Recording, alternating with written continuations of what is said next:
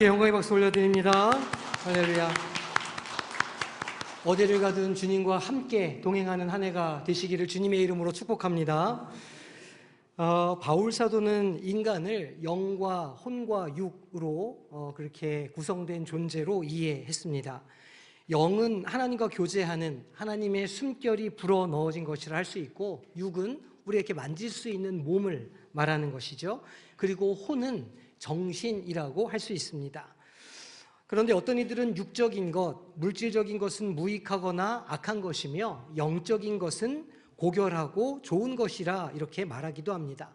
하지만 그렇지 않습니다. 하나님께서 인간을 창조하실 때 먼저 손수 흙을 빚어서 형체를 만드셨습니다.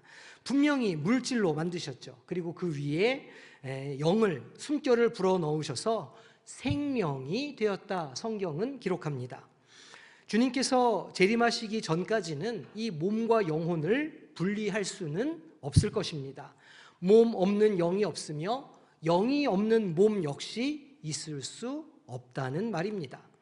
이렇게 영과 육, 거룩과 비거룩을 이분법적으로 나누는 일은 하나님의 창조 의도와 좀 다르다는 것을 알려드리면서 오늘 말씀을 전하도록 하겠습니다.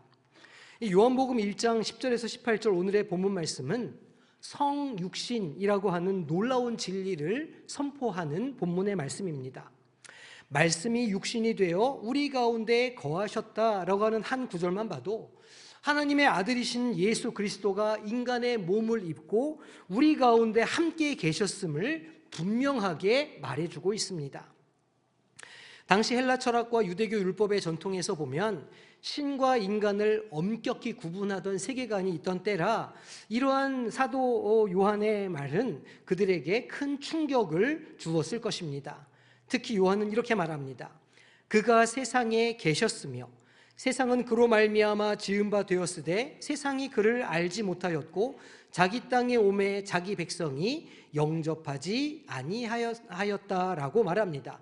하지만 그럼에도 불구하고 그 주님을 영접하는 자, 곧 그 이름을 믿는 자들에게는 하나님의 자녀가 되는 권세를 주셨다고 말씀합니다. 이것은 율법으로는 해결할 수 없는 인간의 근본적인 죄의 문제를 오직 하나님의 은혜로 해결하시는 하나님의 구원 계획과 섭리를 잘 보여주는 것입니다. 이 말씀 속에는 우리가 다 그의 충만한 데서 받으니 은혜 위에 은혜로라 하는 말씀으로 잘 드러납니다. 인간의 구원은 결코 인간의 의나 행위로 이루어지지 않으며 전적인 하나님의 은혜와 주권적인 선택에 달려있다는 것을 강조하는 말씀입니다. 이러한 진리는 당시나 지금이나 율법주의와 또 관념적인 신앙, 가연설과 같은 극단적인 오류에 대해 강력한 해답이 될 수 있습니다. 율법주의는 인간의 행위와 자격에만 집중해서 참 자유를 잃게 하고, 또 관념적인 가연설은 예수님의 역사적 인격적인 실존을 부정함으로 대속의 능력을 약화시킵니다. 성육신은 하나님과 인간 사이의 단절을 극복하려고 하는 하나님의 구체적인 구원과 사랑의 계획이라 할 수 있습니다. 그러니까 성육신은 하나님과 인간 사이의 단절을 극복하는 하나님의 사랑의 능력이자 사랑의 표현이라 말할 수 있는 것이죠. 말씀이신 예수님께서 친히 육신을 입으심으로 우리의 고통과 약함을 직접 체휼하셨습니다. 그리고 십자가에 이르기까지 순종함으로 그 구원의 길을 내어주셨습니다. 오늘 본문에 담긴 요한의 이 핵심 메시지를 살펴보고 오늘을 살아가는 신앙인들에게 주는 말씀이 무엇인지 묵상해 보기를 소망합니다. 오늘 본문을 살펴보면 사도 요한이 전하고자 했던 성육신에 대한 메시지가 얼마나 파격적이었는가를 실감할 수 있습니다. 당시 헬라 철학과 유대교 전통의 배경 속에서 신과 인간을 구분하는 것은 아주 당연한 일이었습니다. 그런데 요한은 이 본문을 통해서 하나님 되시는 로고스, 즉 말씀이 실제 육체를 입고 이 땅 가운데 함께 오셨고 거하셨다, 이렇게 충격적인 선언을 내놓습니다. 특히 말씀이 육신이 되어 우리 가운데 거하셨다고 하는 말씀은 당시 이 말씀을 처음 듣는 독자들에게는 신학적으로도 또 문학적으로도 그 경계와 한계를 훌쩍 뛰어넘는 그런 파괴적인 메시지였습니다. 그들에게 이 말씀이 그렇게 충격적인 이유는 헬라 세계에서는 물질을 좀 열등한 것으로, 영적인 실제를 좀 더 높은 차원의 것으로 보려고 하는 경향이 아주 강했기 때문입니다. 유대교 전통도 마찬가지였죠. 하나님은 지극히 높고 거룩하신 분으로 여기고 사람과 직접적으로 결합된다고 상상하기는 아주 어려웠습니다. 그런데 요한은 이렇게 말합니다. 태초에 말씀이 계시니라.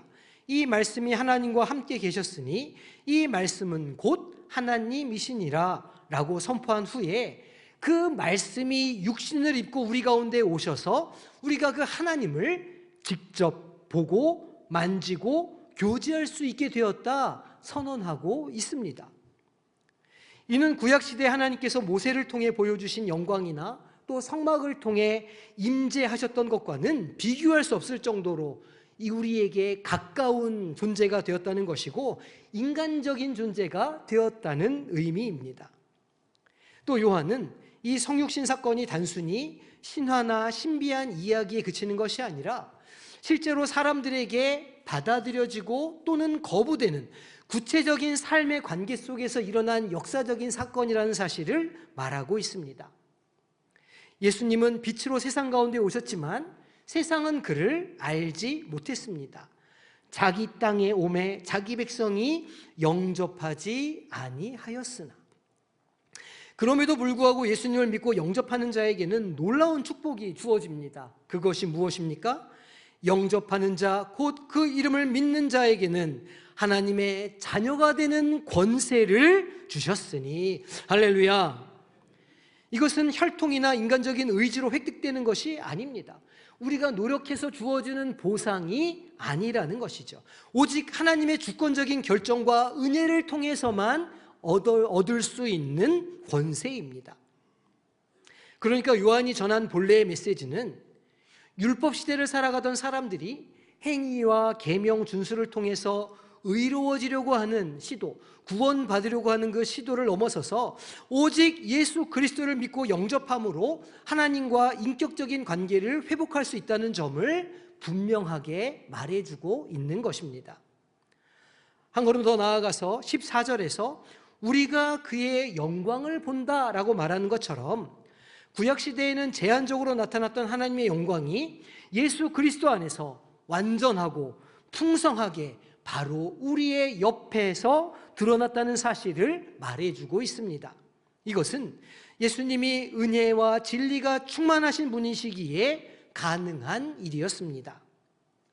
그러니까 요한이 첫 번째 이 요한복음을 읽고자 하는 독자들에게 들려주고자 했던 이 말의 핵심은 예수 그리스도께서 하나님이심에도 불구하고 우리와 동일한 육체를 취하심으로 죄와 죽음의 문제를 온전히 해결하시고 우리를 하나님과의 친밀한 교제로 아주 가까운 사이로 만들어 주셨다는 사실입니다. 그리고 이것이야말로 모든 율법주의와 관념적인 사고를 뒤엎는 복음의 능력이라고 할 수 있는 것입니다. 이 관념적인 신앙이라고 할 수 있는 가현설과 또 우리의 행위로 무엇인가 얻을 수 있다고 하는 이 율법주의는 교회 역사 전체를 통틀어서 그 믿는 자들의 신앙을 흔들어 놓는 극단적인 오류요 이단 사상이었습니다. 이 성육신의 진리는 이 두 가지 문제에 대해서 강력한 해답을 줍니다. 먼저 가현설을 좀 살펴보겠습니다. 이 가현설은 예수님의 참 인간성, 그러니까 육체의 몸을 입고 우리 가운데 인간으로 오셨다고 하는 이 사실을 부정합니다.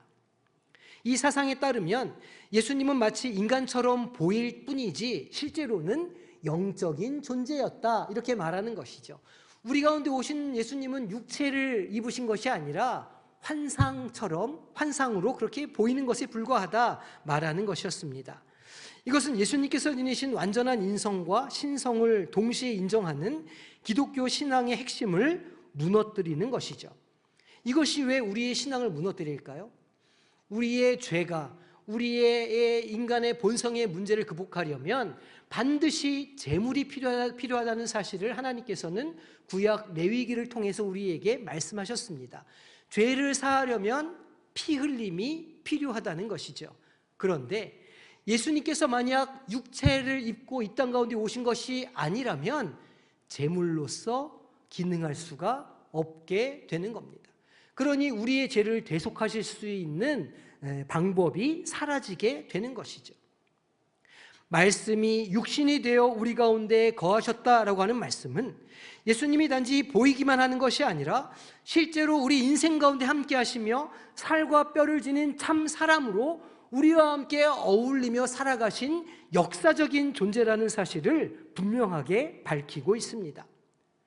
참 하나님이자 참 인간으로 이 땅에 오셔서 우리의 연약함을 똑같이 경험하셨기에 예수님의 십자가 죽음과 부활은 죄를 대속하는 구체적이고도 역사적인 사건이 될 수 있었던 것입니다.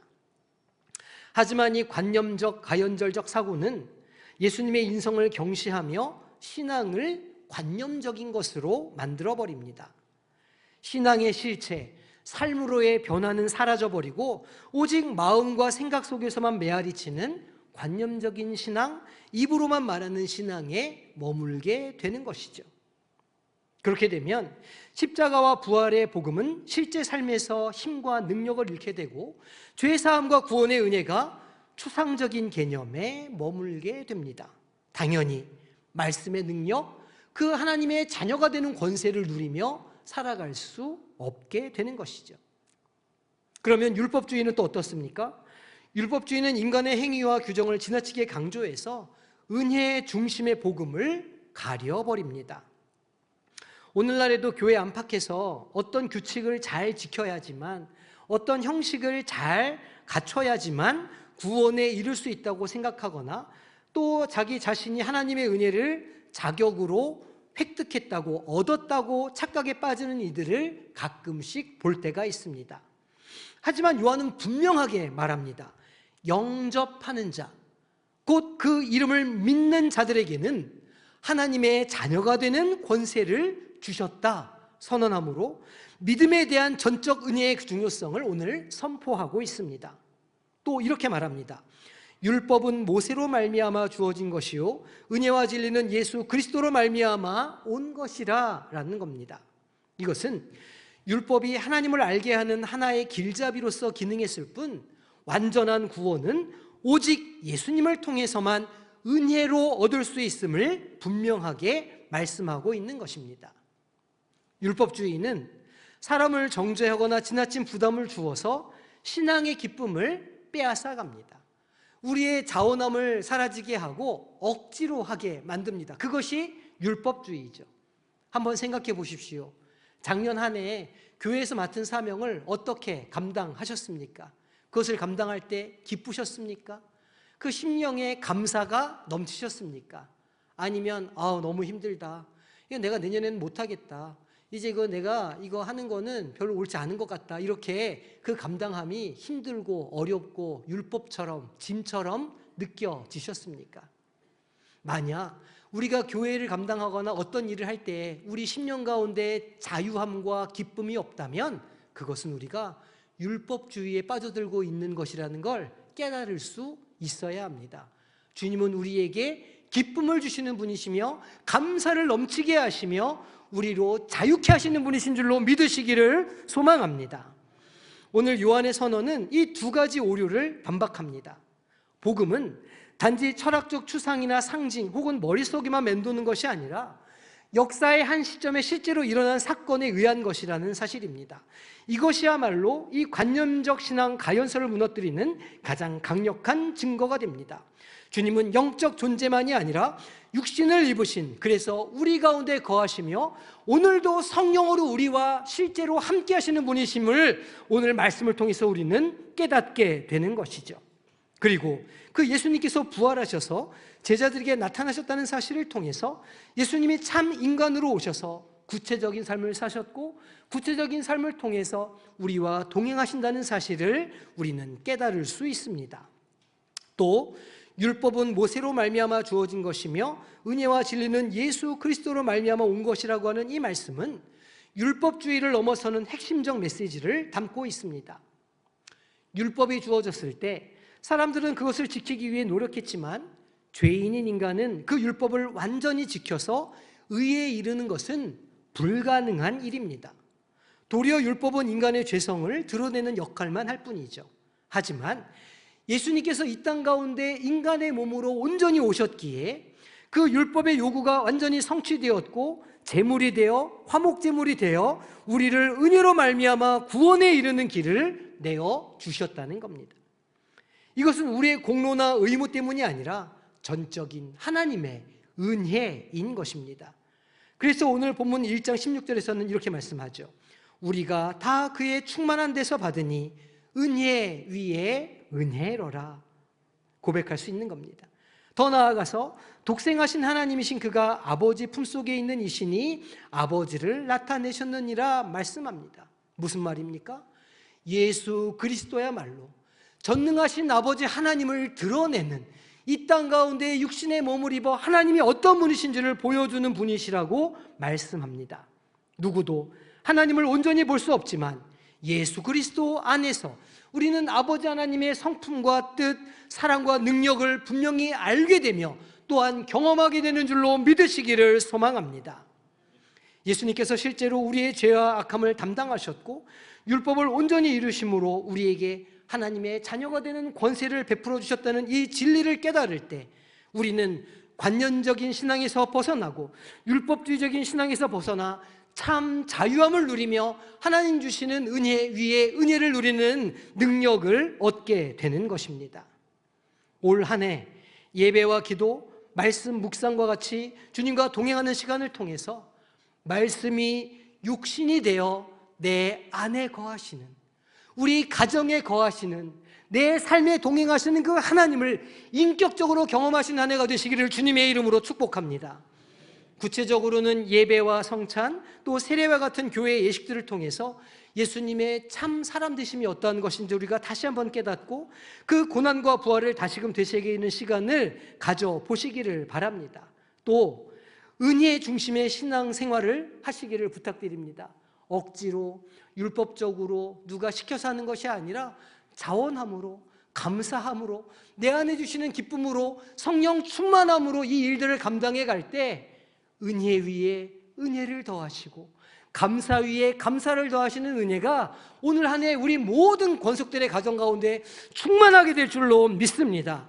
이 믿음을 가지고 예수님을 바라보며 성육신의 신앙을 가지고 세상 가운데 나아가서 올 한 해 주님께서 베풀어 주시는 그 은혜를 다 받아서 나의 것으로 하나님의 자녀가 되는 권세를 사용하면서 살아가시는 우리 복된 성도님들이 되시기를 주님의 이름으로 축복합니다. 잠시 기도하겠습니다. 하나님 아버지 감사합니다. 오늘 우리에게 육신의 모습으로 또 완전한 인간으로 오셔서 우리를 구원하시고 우리를 율법의 저주로부터 건져내시고 그래서 영생을 주신 그 은혜를 우리가 다시 한번 기억하고 나아갑니다. 우리 2025년의 삶 가운데 주님 말씀이 육신이 되어 거하게 하여 주시고 그것이 능력이 되어 살아가게 하여 주시고 그래요 올 한 해 세상을 담대히 이기며 살아가 승리하며 하나님께 영광 돌리는 모든 복된 성도님들 될 수 있도록 주님 축복하여 주시옵소서. 감사드리며 예수님의 이름으로 기도하옵나이다. 아멘. 이제 올 한 해 우리 성광교회가 어떻게 성육신하는 사역을 할 것인가에 대해서 잠시 설명하고 비전을 선포하는 시간을 갖도록 하겠습니다. 우리 PPT 잠시 띄워주시기 바랍니다. 행복비전 2025년 설명을 좀 드리고자 합니다. 올 한 해 우리가 어떤 목표를 가지고 어떤 비전을 가지고 행할 것인지를 좀 설명드리겠습니다. 표 우리 같이 한번 읽어보겠습니다. 시작. 기쁨이 충만하여 이웃에게 행복을 전하는 교회. 예, 올해 우리 교회 표입니다. 그 첫 해의 표가 생각나십니까? 사랑과 기쁨이 충만하여 우리 자녀가 행복한 교회였어요. 그래서 우리 그 해 리모델링도 하고 여러 가지 우리 자녀들을 위한 사역들을 많이 했었습니다. 실제로 아이들이 많이 행복해하고 요즘에도 교회에 있는 걸 너무너무 좋아해요. 우리 저 새싹부실에 한 달이면 두세 번 이렇게 생일 파티가 열립니다. 그러면 동네 친구들, 학교 친구들 모여서 같이 놀고 파티도 하고 이런 일들이 계속 벌어지고 있습니다. 많이 신경 쓰시고 도와주셔서 우리 자녀들이 행복한 교회를 계속 이렇게 만들어 갈 수 있도록 기도를 부탁드립니다. 우리 그리고 작년의 표현은 뭐였죠? 사랑과 기쁨이 충만하여 우리 가정이 행복하자. 예, 그게 우리 표였습니다. 그래서 아버지 학교도 우리가 하고 또 여러 가지 가정을 위한 사역들을 우리가 감당하면서 이 가정이 행복해지자고 우리가 이렇게 진행했었죠. 그리고 올해에는 우리의 지경과 경계를 조금 더 넓히려고 합니다. 올해에는 사랑과 기쁨이 충만해서 그게 차고 흘러 넘쳐서 누구에게까지 그게 흘러가게 해야 할까요? 우리의 이웃들에게, 바로 옆집에 사는 그 이상한 아저씨네도 그 사랑을 좀 흘려보내고, 아래층에 사는 우리 아줌마에게도 그것을 좀 흘려보내고, 또 우리 친척, 가족, 친지들에게도 그 사랑을 보내는 그런 한 해를 만들어보자. 이제 그게 올 한해 표어입니다. 다음 페이지 보여주세요. 그래서 크게 세 가지 방향에서 우리가 이 사역을 감당할 건데, 첫 번째로는 은혜와 감격이 있는 예배를 더 세워가기 위해서 노력하려고 합니다. 우리가 이웃에게 행복과 기쁨을 흘려보내려면 누가 먼저 행복해야 할까요? 맞아요. 우리 자신이 먼저 행복해야 됩니다. 그래서 우리가 예배에 참석할 때 예배가 더 신령해지고, 예배 하나님의 임재가 경험되고, 예배를 통해서 우리의 마음이 회복되고 위로를 얻고 참 기쁨과 감사가 넘치는 예배를 더 만들어보자. 이게 이제 큰 한 축의 어떤 방향입니다. 그래서 우리가 자세한 사역은 좀 이따 다시 설명하도록 하겠습니다. 그리고 아둘람 기도회의 역량을 더 강화하고자 합니다. 지역을 위한 중보기도 모임으로 우리가 세워가려고 지금 애쓰고 노력하고 있습니다. 영도에 있는 성광교회 가면 금요기도회가 아주 뜨거워, 이런 소문을 내게 하는 게 목적 가운데 하나예요. 그래서 지역과 연대해서 이 영도를 위해서 기도하고 또 부산과 이 경남 지역을 위해서 기도하는 그런 중보기도 모임으로 세워가고자 고민하고 있습니다. 자세한 내용은 좀 이따 다시 한번 설명하겠습니다. 그리고 또 마지막 한 축은 우리 가정을 예배 처소로 좀 세워나가기로 우리가 지금 애쓰고 노력하자는 겁니다.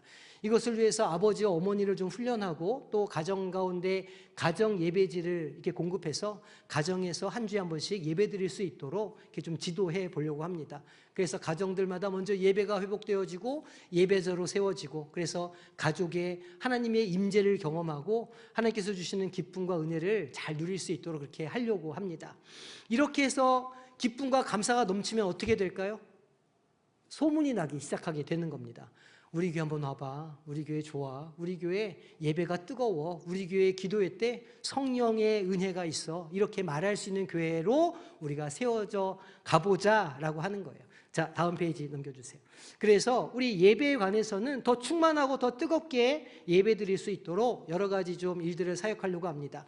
그 찬양대에 솔리스트를 지금 저희가 구하고 있어요. 그래서 소프라노 1명, 테너 1명 솔리스트 구해서 우리 찬양을 더 하나님께서 받으시기에 공교한 팀으로 우리가 세워가고, 또 그 예배를 참석하는 우리에게 더 은혜가 좀 되도록 만들어보자 해서 협의해서 그렇게 지금 준비하고 사람을 구하고 있습니다. 그리고 방송실에 직원이 한 명 새로 오늘부터 채용이 됐습니다. 그래서 예배 음향이나 여러 가지 이런 문제들을 조절하고, 또 악기를 잘 다루시는 분이시기 때문에 우리 다음 세대의 자녀들 악기도 배울 수 있도록 그렇게 지도하려고 합니다.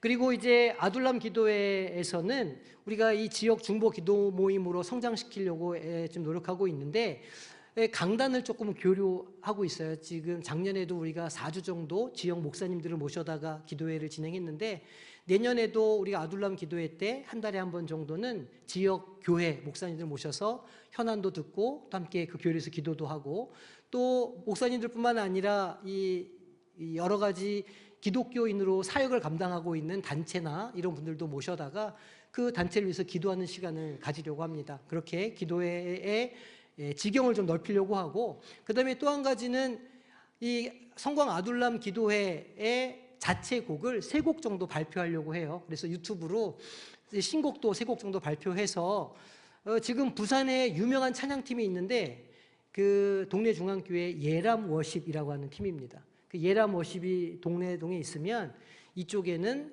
성광교회 아둘람 기도회가 있다. 이렇게 좀 유명한 기도 모임으로 이렇게 세워가고 만들어가고자 하는 비전이 있습니다. 그래서 그렇게 세워가고자 노력하니까 함께 기도해 주시면 좋겠어요. 오늘 처음 불렀던 찬양이 첫 번째 발표할 곡이에요. 그래서 우리가 함께 곡들도 발표하고 그래서 이 찬양팀을 멋지게 좀 세워가려고 합니다. 그리고 이제 가정을 예배초소로 세우기 위해서 아버지 학교 어머니 기도회 이렇게 런칭해서 상반기에 아버지 학교 2기 어머니 기도회 1기 이렇게 해서 우리 부모님들 교육하도록 하겠고, 가정 예배 가이드 교회 학교에서 잘 제공해서 점검하고 가정을 신앙 공동체에서 세워갈 수 있도록 그렇게 교회가 돕도록 하겠습니다. 다음 페이지 보여주세요. 그리고 양육과 교재 부분에 있어서는 먼저 아카데미를 좀 설명을 드리면, 올해 수요 아카데미 1학기에는 우리 히브리서 공부를 할 거예요. 히브리서 공부하고 2학기에는 요한계시록 저희가 공부하도록 하겠습니다. 그래서 예수님의 제물되심과 또 예수님의 구속사역과 또 재림주로 오시는 예수님까지 예수 그리스도에 대한 전체 이야기들을 저희가 먼저 다루려고 하고 있어요. 자, 평일에는 우리 부목사님들께서 또 아카데미를 개설하실 건데, 또 한국교회사나 세계교회사 또 여러 가지 신학적인 토픽을 아마 다루실 겁니다. 그 주일에도 또 몇 가지 아카데미가 개설이 되는데, 기초교리반 또 아마 개설될 것이고, 또 중국교리반과 고급교리반이 상반기 중에 개설돼서 진행될 예정입니다. 아버지 학교 2기 시작되고요. 상반기에 어머니 기도회 1기도 상반기 후반부에 가서 이제 열도록 하겠습니다. 그리고 센싱 아기 학교 2기도 상반기에 열게 되죠.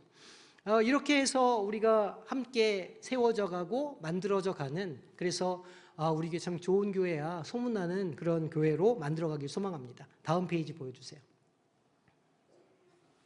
다음 페이지. 예.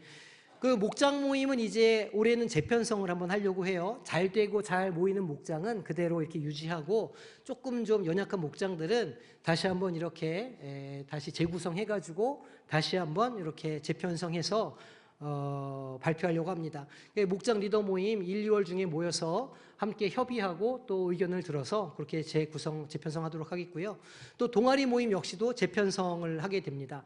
그리고 올해는 시니어 성경 공부반 따로 이렇게 모임을 해서 이 성경 공부 시니어들한테 좀 쉽게 접근할 수 있는 시니어 공부반을 동아리 모임으로 하나 이제 편성하려고 합니다.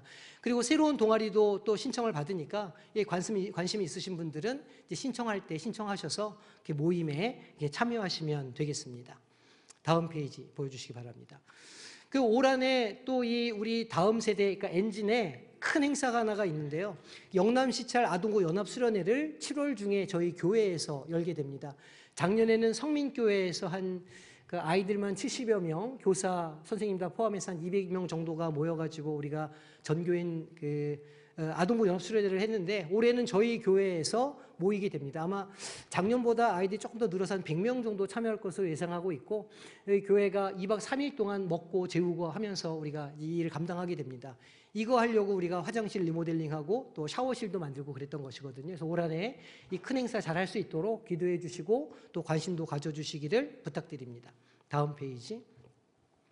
그리고 올해는 신방을 각 가정별로 다 개별 신방하겠습니다. 상반기에는 늦은비 1교구 신방하도록 하겠고, 이른비 신방 가을에는 2교구 그렇게 신방하도록 하겠습니다. 올해는 가정별로 다 신방을 하니까 오랜만에 집을 조금 청소를 좀 하시면 좋겠다 이런 생각이 듭니다. 돌봄 사역도 계속됩니다. 우리 어린이 돌봄은 꿈들 작은 도서관 주관으로 계속 진행이 되고, 그다음에 우리 성인 돌봄은 사회봉사위원회 주관으로 계속해서 돌봄 사역을 감당하도록 하겠습니다. 그리고 올해 청년부 청소년부는 아웃리치, 그러니까 단기 선교를 좀 보내려고 하고 있습니다. 그래서 어디 필리핀이나 아니면 베트남이나 이런 곳에 선교지에 방문해서 함께 좀 신앙의 장을 넓히는 그런 기회를 갖게 하고자 합니다. 다음 페이지 보여주세요.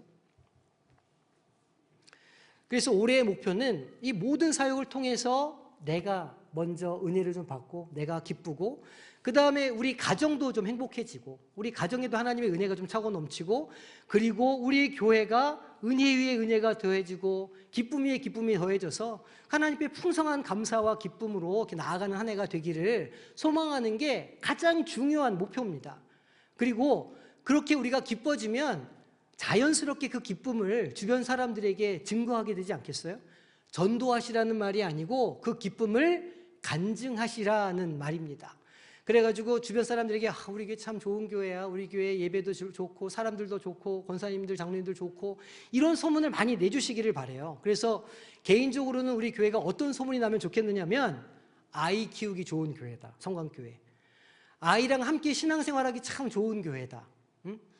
거기 가면 아주 우리 마음도 위로도 받고 아주 참 이 뜨거운 예배와 기도회가 있는 교회다. 이런 소문을 내는 게 제 개인적인 목표입니다. 그러니까 올 한해 우리 성도님들 온 사방 다니시면서 우리 교회 자녀 키우기 좋은 교회야. 우리 교회 신앙생활하기 너무너무 좋은 교회야. 이렇게 소문을 좀 많이 내주시기를 주님의 이름으로 부탁드립니다.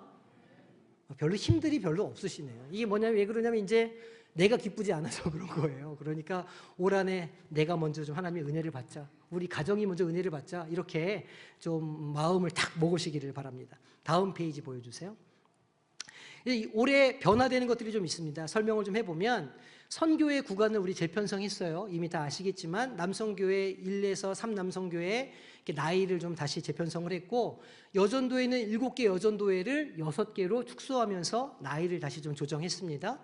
그래서 3년 동안 또 이렇게 동결한 다음에 변화에 따라서 다시 재조정하는 것으로 그렇게 했습니다.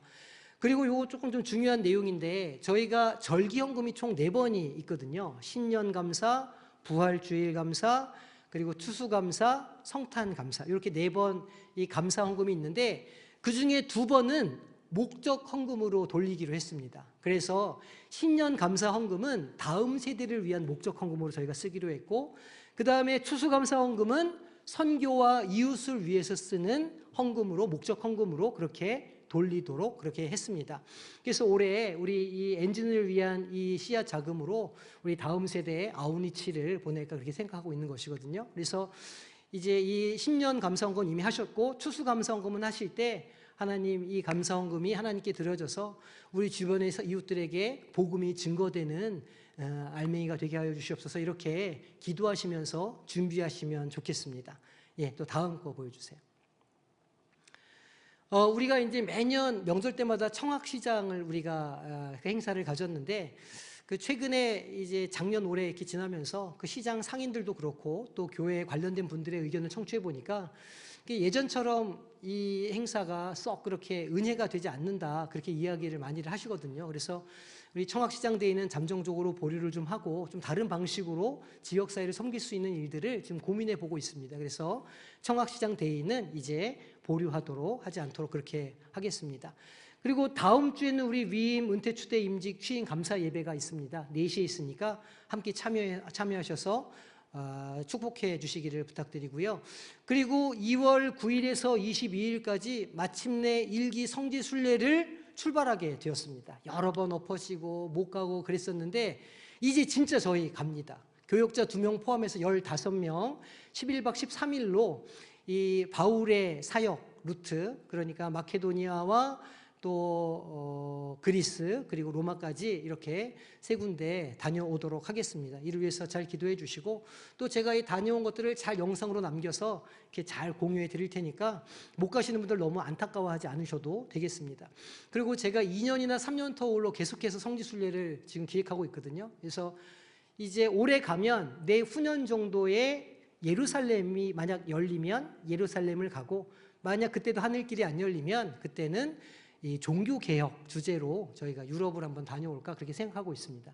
미리미리 마음에 준비하시고 내가 다음 기회에는 가야 되겠다 이렇게 해서 많이들 참여하시면 좋겠습니다. 자, 6월 달에 그리고 교사 강습회가 저희 교회에서 있고요. 7월 달에 말씀드린 것처럼 아동부 연합회 성경학교가 있습니다. 그리고 10월 중에는 우리 종교개혁 주일 맞이해가지고 전교인 성경 퀴즈 대회 한번 오랜만에 하도록 할 예정입니다. 이렇게 시험지 나눠드리고 OMR 카드 이렇게 해서 시험 보지는 않으니까 너무 걱정하지 마시고 목장별로 또 선교회별로 뭐 이렇게 좀 계획해서 상품 많이 준비해서 이렇게 준비해서 하도록 하겠습니다. 올해 큰 행사는 7월에 있는 아동부 연합회 성경학교라 이렇게 생각하시면 되겠고 청소년부, 청년부가 아우니치를 나가면 그 2가지가 가장 큰 행사가 될 것 같습니다. 예, 마지막 페이지 보여주시기 바랍니다. 자, 2025년도에도 우리가 하나님의 은혜를 사모하면서 믿음으로 행하고 오늘 말씀처럼 은혜 위에 은혜가 더해지고 하나님께서 주시는 기쁨과 감사가 날마다 충만해서 그 기쁨을 이기지 못하고 하나님을 찬양하고 이웃에게 간증하는 한 해가 될 수 있도록 함께 애쓰고 노력하고 기도해 주시기를 부탁드립니다. 그렇게 해서 우리가 또 성장하는 한 해가 될 수 있도록 기도해 주시기를 바랍니다.